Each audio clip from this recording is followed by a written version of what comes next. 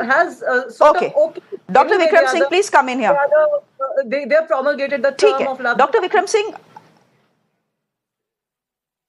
do come in here. I'm listening. You have been a DGP in a state which has seen these. You have been the DGP in a state, that is the state of Uttar Pradesh, that again sees honor killings. Look at what happened in Haryana in one of the cases. This boy, 17-year-old, kills his older sister at her in-laws' place and then goes live on Facebook and boasts about what he has done before surrendering to the police. So there is a certain degree of social sanction when it comes to honor killings, which is why you simply can't, simply cannot spot them and then stop them. Because Dr. Vikram Singh, I was trying to look at data to tell our viewers how many honor killings India sees in a year. Do you know what the data I got? The official data I got is 33 in the year 2020 and maybe 29 or 24 in the year 2021. We all know that those are just the reported cases, that the numbers are at least 5 or 6 times higher. When we don't even know how many honor killings are happening in this country, how do we even go ahead and address the problem? Absolutely, Shreya, you have hit the nail on the head, because the statistics that you have quoted are just the tip of the iceberg. As many as 5 to 6 times will go unreported. And if the compulsions are there to dispose of the body, cremate it, and give it the color of a heart attack or a cardiac arrest, well, what can anyone do about it? But yes, the certainty of punishment is the biggest deterrent. And in the case of Kaithal, where the bravado, the misplaced brazenness with which the juvenile went about posting his act on Instagram and went to the police station to own up the responsibility of the murder, well, I would say that it's not that he was a lone wolf. He was aided and abetted by some elders in the family. And once the case is registered, I do hope there should be consequences for those who were a part of the larger conspiracy. And those who were a part of the larger conspiracy, they should not only be booked under the 302 IPC, the current one, but also the National Security Act, Sub-Clause 2, for public order. Because they have vitiated public order, not only of Kaithal, of Haryana, but for the whole country. They have given a misplaced signal about the overbearing attitude of patriarchy and also the Khap Panchayats, which is an absolute anachronism. This needs to be set right. That requires a course correction. And I dare say, it is just not for the police to do something in something that is totally societal. Therefore, the society has to come out. The ladies like you and on the panel, they need to come forward. And of course, those who are behind all this patriarchy and all this nonsense of so-called honor killing, they need to be named, shamed, booked, and then sentenced in a very exemplary manner, Shreya. Dr. Singh, but that is the problem. There is no shame. There is pride. That is what concerns me. You go ahead, kill your son, kill your daughter, and there is no shame in that. There is pride.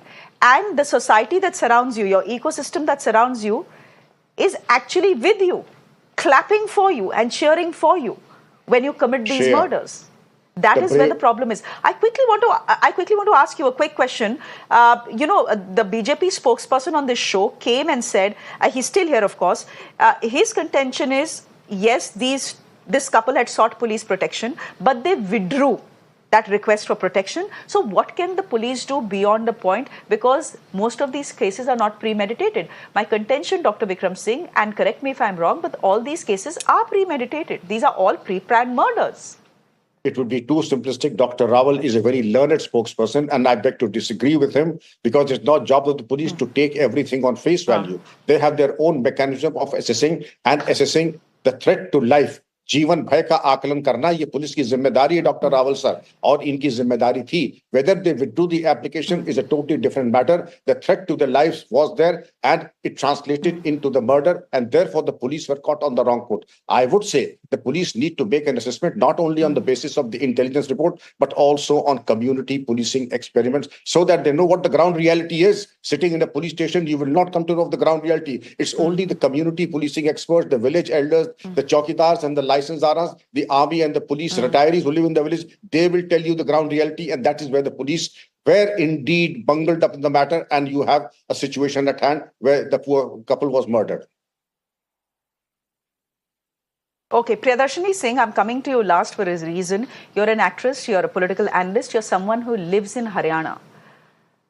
Could you tell us about your experience and why you think, it's not like Haryana is the only state that reports on a killing. There are some North Indian states and then there are some South Indian states as well. But what is peculiar about Haryana is the fact that there is absolutely no shame or guilt in an honor killing. People are actually proud of it and your society and your community actually supports it. Well, Shreya, I'll contradict with your entire statement, frankly. I'm from Haryana and I'm very proud of being a Haryanavi, you know. And I also contradict with the liberalization which is happening in our country. You know, we are teaching our daughters to be liberal and, and we always talk about feminism.